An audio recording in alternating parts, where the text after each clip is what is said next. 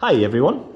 So we've ordered the Samsung S23 online and it's just been delivered. So let's have a look what's in the box. So as we're in the Middle East, if you buy the phone, you get 500 AED worth of credit. So what we have is the S23 in lavender, the S23 in black, and then with the credit, we bought the Buds 2 Pro, a Smart View wallet case, 3 wireless chargers because you can never have enough chargers,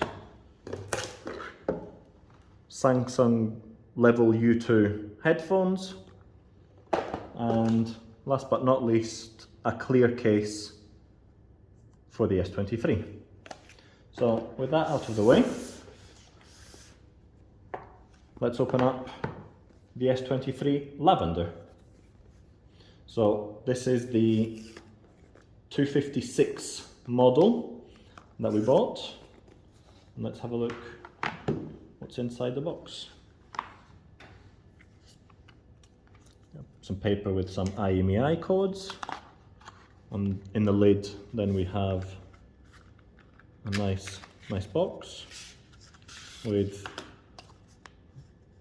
a SIM card tool, a quick start guide, and USB-C to USB-C connector.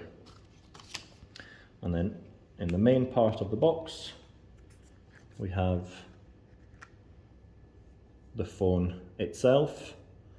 As you can see, this is the Lavender one, and I'll just make a comparison